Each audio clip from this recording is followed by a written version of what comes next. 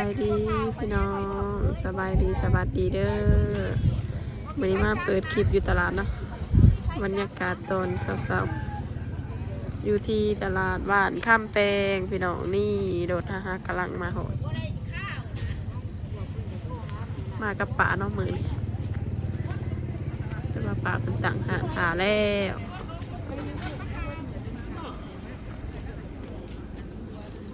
บรรยากาศตอนเช้าไปขากำลังต่างหากเนาะตอนนี้ประมาณ5:30พี่น้อง5:30กระเจียงเนี่ยเนาะบ้านฮะพี่น้าเอามาหาเอาผีมันกวางโผดนะมันสิไปไก่หานนะผม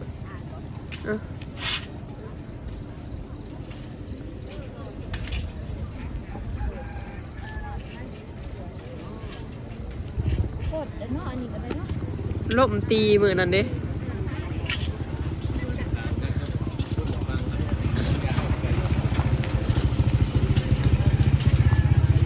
มาขายเครื่องกับมันพอท่านมีไปที่ประจำกันเป็นแบบเราแวงอยู่พี่น้องต่างหานกันนะอย่างเจ้าของเข้ามาแต่ว่าเดี๋ยวนี้เขาสิไปท้าเบิ่งทีเนาะพี่น้องตอนสวยๆบอลนี่ปะมีว่าไม่เคยจอดพวกวิธีไพ่ปะดันมาอีกโมเมนต์ที่ประจำที่ไหนเด็กอันนี้ก็อู้เด็กกับสแกนเนื้อไปอยู่พี่น้องพวกบาโบเคงสมกันราคาเพิ่นแสนปลายพี่น้อง100 กว่าบาท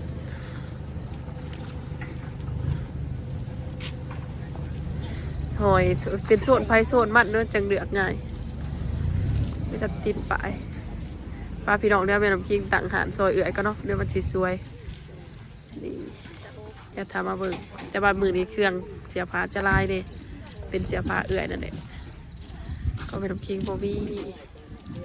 นี่เครื่องสีฮัตโตก็เป็นน้ำคิงการในวิทยาเสียผ้าเอื่อยเบิดพังเบิ่งค่ะมันก็คลายได้ก็เอาความมันคลายบ่ไหลก็เอากระโลงไปทำแล้วเทียนังก่อนเทียมันมีทีบางเทียนะคะก็เอาบนนี้ไม่ใช่คนกินไหนน้ำไหน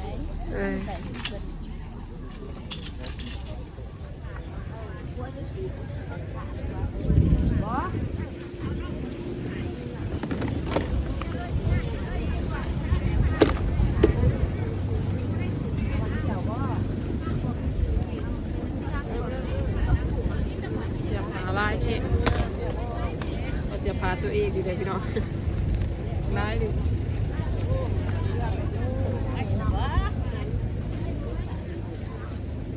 เสืออีกยังเสือไม่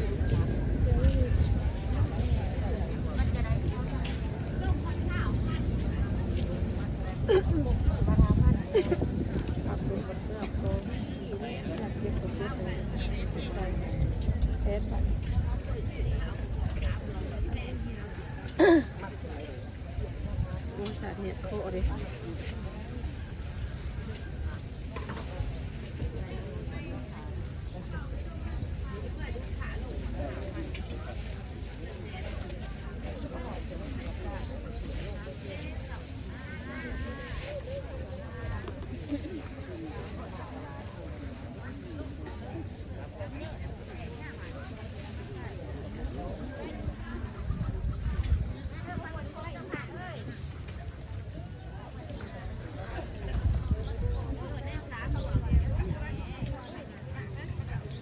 เบิกกันมาบุญจะได้สวยแต่ยังไม่ทันไรใช้ประตูสวยแต่เขาไม่ทันไรใช้เสียประตูเนาะใช้แจ็คตูแล้วก็เบิกกันเนาะ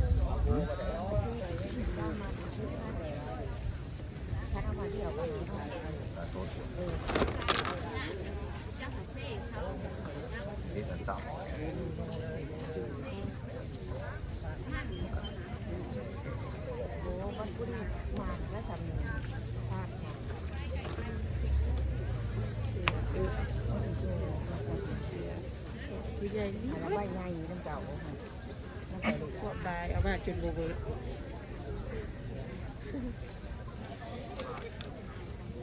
นักกระเด็นสกัดรถก่อนสกัดเสียงแห้งบืนบ้าบางอยู่บุดอยู่ ขนาด กับบ้านจะเบิด เต็มเต็ม ใช่ใช่ปะเพราะรถถอยโบก็อันนี้ดิมันบืนบ่ไหลใส่ได้บ่ไหลเด็กไปเด็กมาว่าสเตอร์รูดเขาปะ สวัสดีค่ะ เตลือดไปกับหดบ่ไปถ้าเด็กก็ได้เด้งเป็นเด้งเป็นเช้านี่ก็ได้คุ้มกิ้มผมเลยอยู่ดีมากเลยอยากเด้อ ประหยัด ลูกค้าท้ายผมเลยดอกเจริญขึ้นกระบวนผมไปเด้ออายุ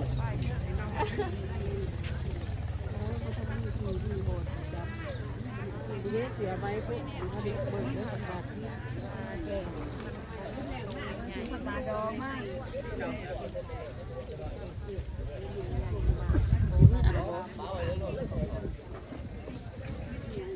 เสียเด้อก็89เบ็ด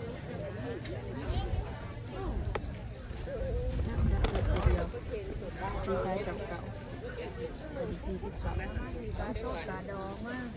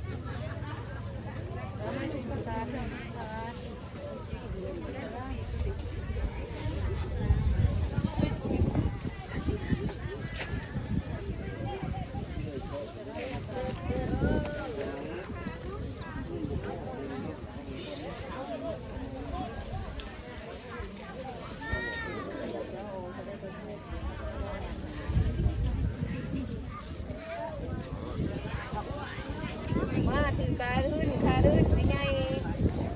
พ่อหรือเปล่า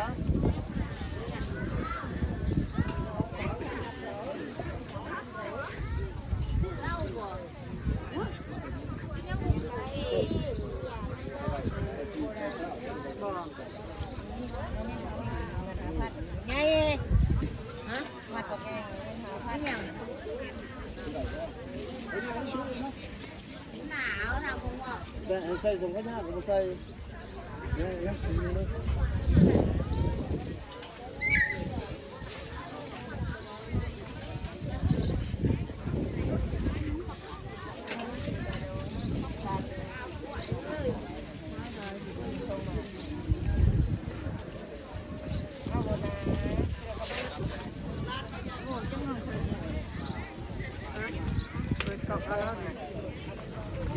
ยางดอกตลาดก่อนพี่น้อง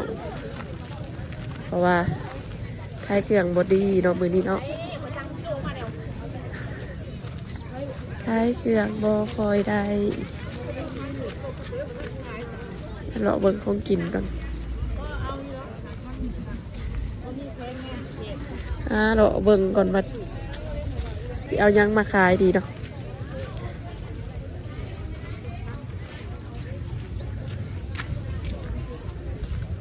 เสื้อผ้าเสื้อได้เอกลักษณ์ค่ะพี่น้องได้เห็น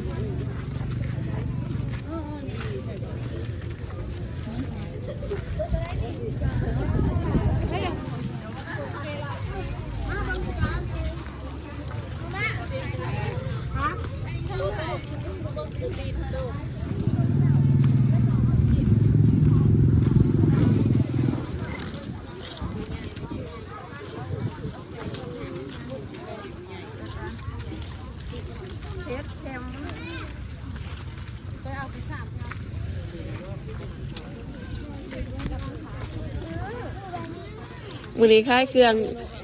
องดีได้ก็เลยยางเลาะมือนี้ทั้งว่าท่านใดพ่อกีบ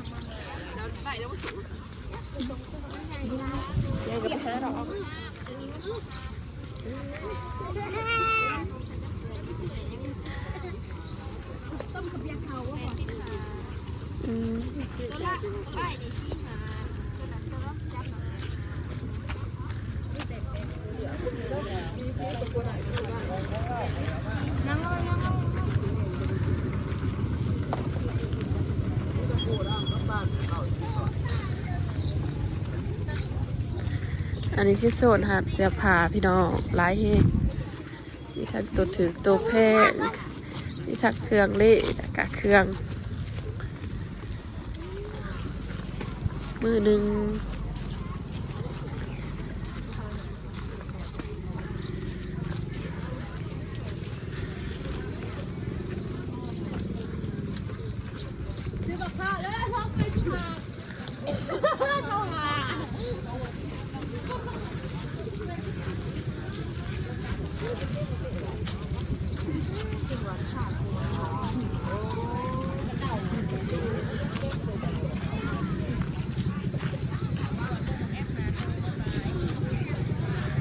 ขายดีบ่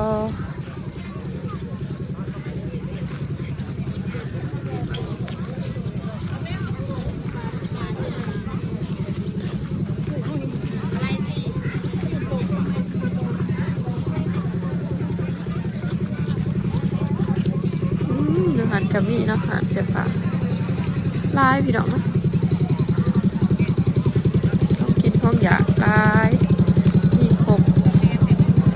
จะได้แต่ว่าเวลาแป๊บเดียวแต่ว่า6 โมงปลาย7 โมงเขากับปิดแล้วเนาะนะเขาน่าจะเปิดแบบว่าได้สวยมากมันกระเล็ดกระหอนเนาะ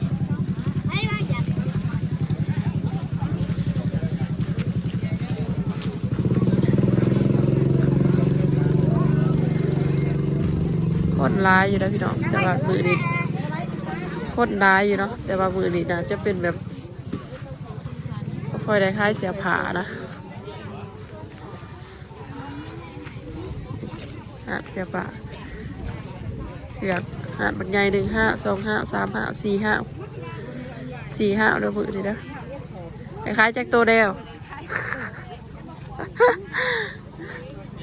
อย่ามาบ่เป็นหยังวันนี้บ่ได้คล้ายบ่ได้คล้ายคือเก่า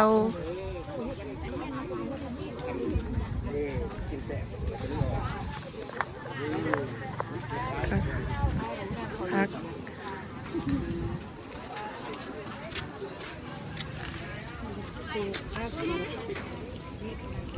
มาซื้อข้าวกาหาพันน้ำ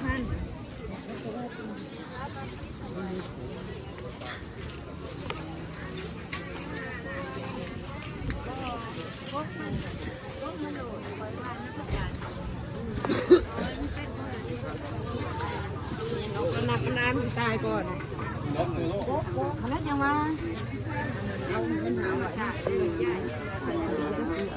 มันเท่าไรบักถั่วมันหาพันมาซอยนี่ก็กินดอกบันเนาะ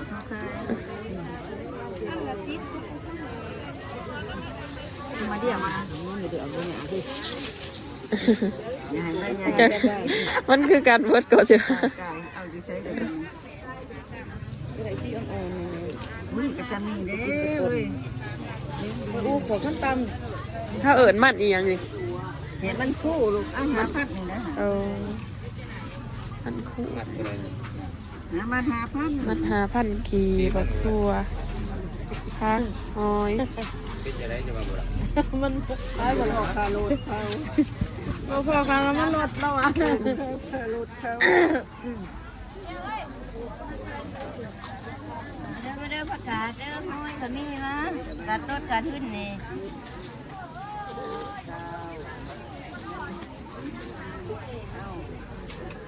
น่ะ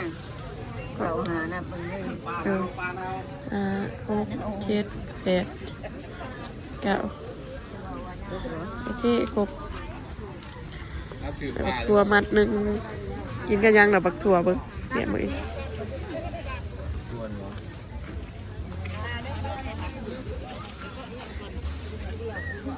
เดี๋ยวเราเล่นเรือสิ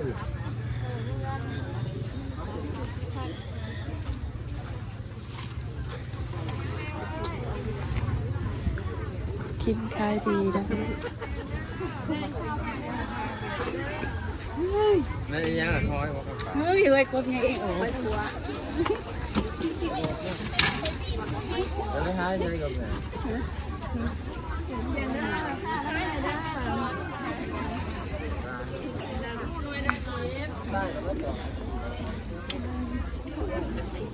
อยู่ไหนเนี่ยวะ กบ จะ ก ได้ บ แบบ ก นี้ บ เนี่ยพันตัวเอาไปใหญ่ตัวเองว่ากับบุเป็นยังบอกความเขาไปอันจะไปใส่กีโซ่เก็ตโคตรใส่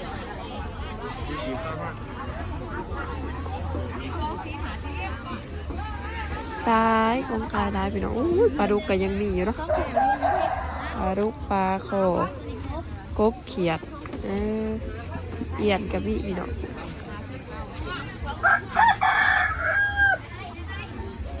ผักได้ค่ะอู้ยผักบัวนะซื้อไปปลูกเนี่ยบัวเด้อไอ้ครับนี่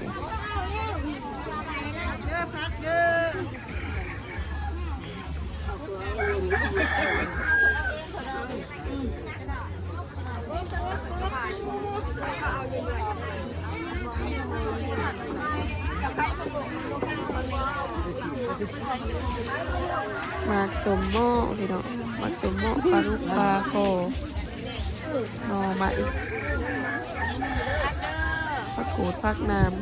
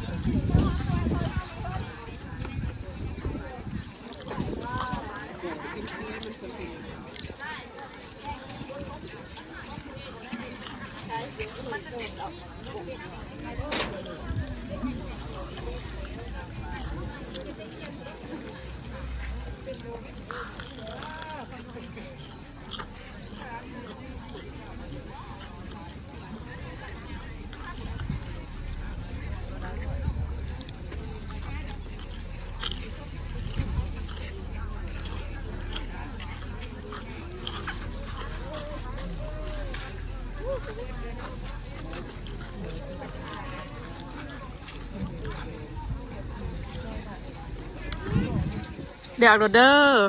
ไปขายอยู่พี่ตู้หาชิพา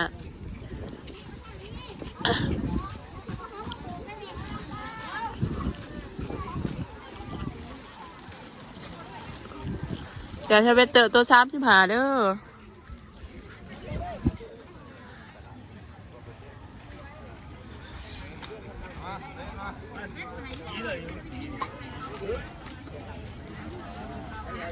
คนกับลายแห้งเนาะพี่น้องลายอีดีเหมือนแต่ว่าแต่ว่าส่วนแถวนี้ก็พอคอยมีคนปันใด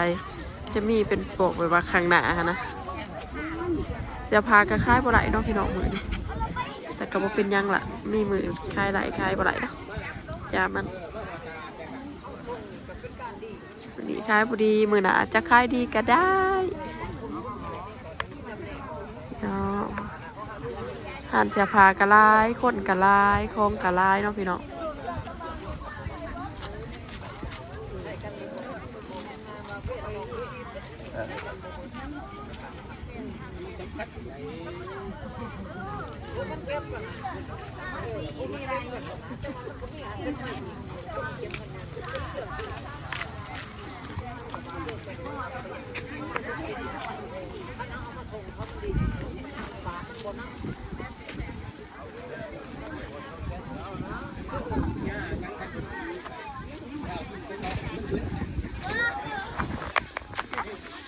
คล้ายเบอร์ดบเมตจ้ะ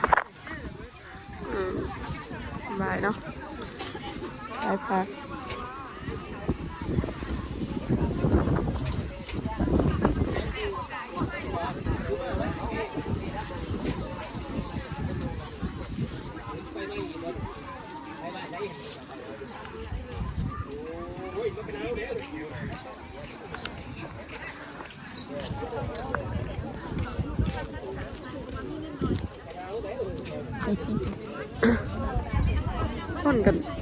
แบบลูกค้าคัดทามได้เนาะพี่น้อง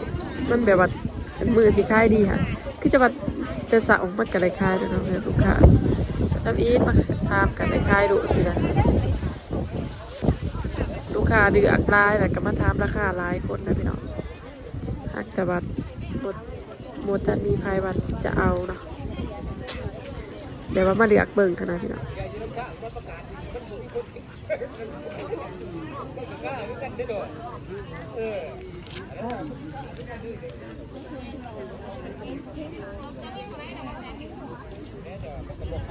ก็เริ่มบวชได้แล้วเพราะว่ามัน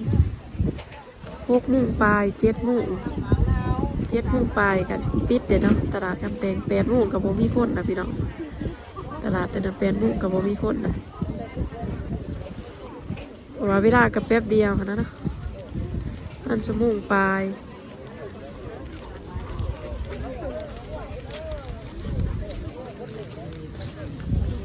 6 โมงครึ่ง7 โมงปลายก็อยากเบิดเลยนะคนแบบว่ามันเป็นตลาดเช้าเนาะคนมาซื้อแบบว่ามาซื้อกับข้าวแล้วก็มื้อ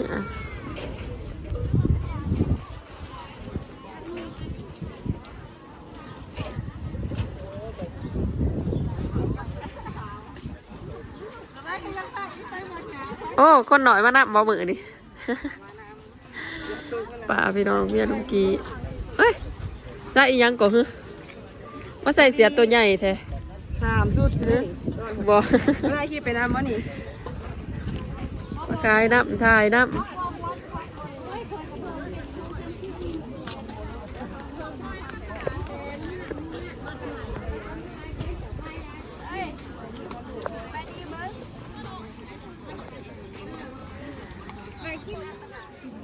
มีหอมบักโป่งขาย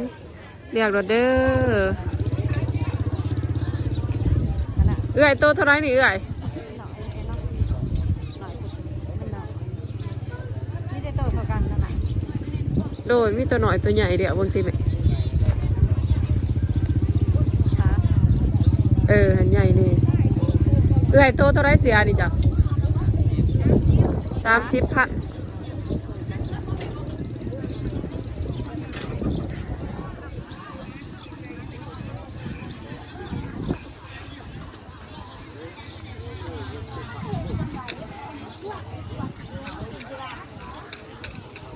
เบิดเตวขึ้นมาพี่น้องเบิดคดเลยดีบางเลยนะเมื่อวานนี้ก็7 โมงแล้วนี่นะเอ้าว่าสิซื้อพัดมีน้ำเราลืมแนมไปว่าเบิดโอ้บัดสวยๆว่าสิย่างมาซื้อน้ำเราพี่จังบักหลายๆหนึ่งเนาะขายดีขนาด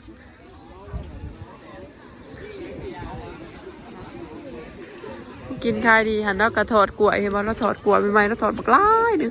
จนพูนถาดใหญ่ฟังตรงคำเนี่ยที่คนกินนี่แซ่บเดี๋ยวว่าเราถอดใหม่ๆมันก็เป็นแต่กินนะมันหอดโดย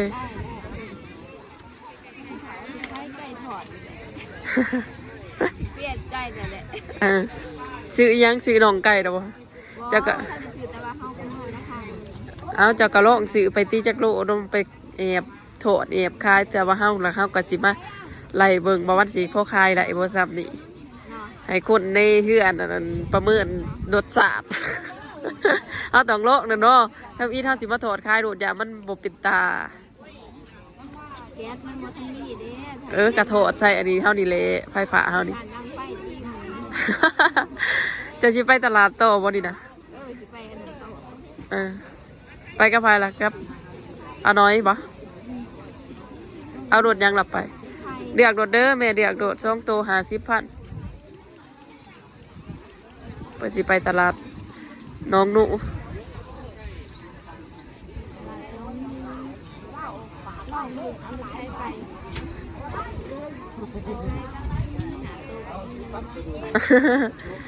อยากได้แต่ว่าขายดีมาจากเฮาขาย อยู่ในใดราคาที่พี่น้องนะราคาน้ำมันขายไปนี่เนาะ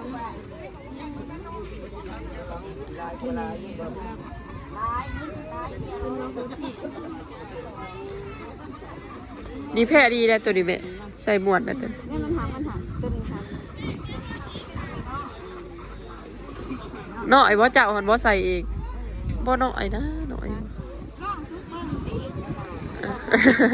ซุปไหลแม่ซุปโลด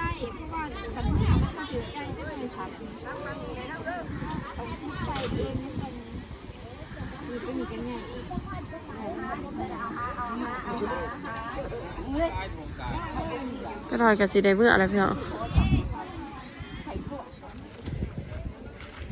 หลังจากที่แบบว่าคอยออกจากห้างซาเอาปลายนาทีเนาะคอยได้มาอันนี้เห็นลูกค้าจะไล่คนอยู่ไรจะไล่กายจากตูแค่อีตีเนาะจะได้ออกไปอีกคอยกันละ 4 โตซึ่งแม่เถา บอโอ้เขายืนทรงมันบ่อยากเฮงเนาะเขายืนทรงบ่อยากเฮงเฮ้ยวิแต่เสียเจ้าบอก็บอกพ่อโตเนาะก็ได้เงิน80,000พี่น้องมือนี่ ได้เงินประมาณ200,000ย่างว่าพี่น้องสู่เจ้าลมพัดทะเลกับสูงเจ้า สูงเก่าหักเสียงเป็นง่อยๆ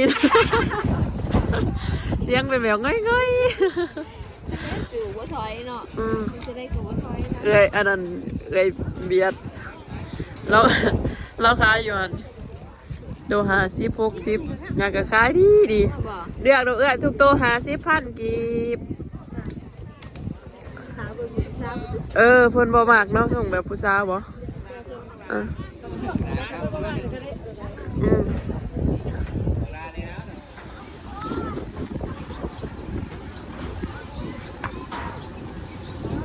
จะเก็บลาเม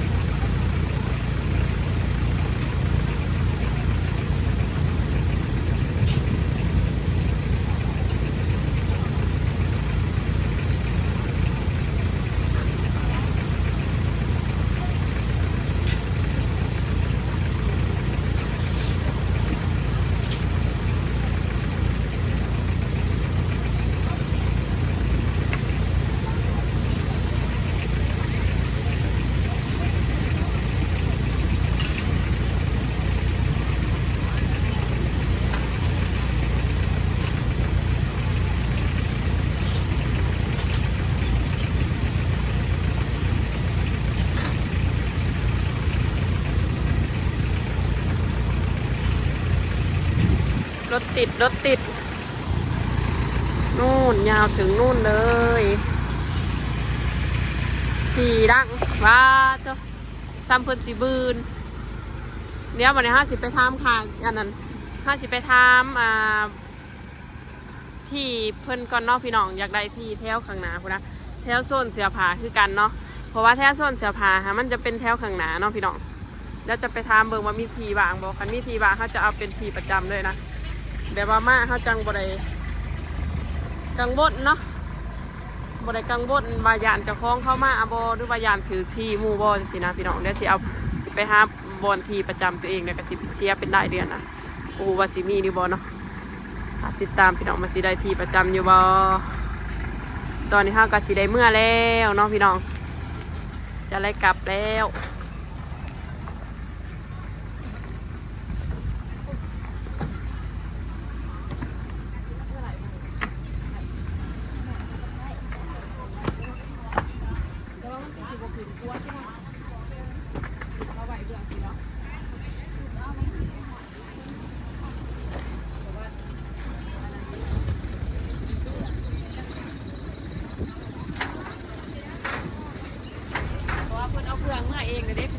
เพื่อที่ไปขายในตลาดตู้มันไม่จำเป็นต้องได้คนเมื่อเบิร์ดรถไม่ต้องทิ้งนะเนี่ยแค่ที่ใช้รถตัวนั้นนะว่าได้เห็นอย่างก่อนเนี่ยอย่างคนตรงนี้เนาะน้องพี่น้องพี่น้องทิ้งกระสีสรุปคร่าวๆก็คือว่ามือนี้ข้าวบริขายเลยขายบดีแต่ขายเสียตัวเดียวแต่กระยามันเนาะพี่น้องย่าแม่น้ำพริกสิคอตัวล่าพ่อแม่พี่น้องไว้เที่ยงจะมีเด้อสำหรับคลิปนี้เนาะพี่น้องพอกันคลิปหน้าพี่น้องฝากกดไลค์กดแชร์ให้เด้อฝากเป็นกำลังใจในเนาะวันนี้ค่ายเครื่องบดีพี่น้องพอกันคลิปหน้าพี่น้องสบายดีเด้อบ๊ายบาย